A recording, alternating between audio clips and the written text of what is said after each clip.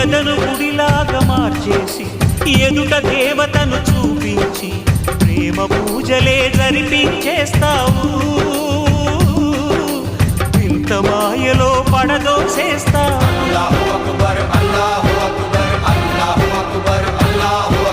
బ్రతుకు హారతిగా వెలిగించి వెతల పాత్రలో కరిగించి వెలుగు రేఖలను నిలువున కోస్తావు. విలువ చీకటిగా మిగిలించేస్తావు. నిండు ప్రాణాలు కదిలిపోతుంటే కంటి నీటితో కాల్చేవు.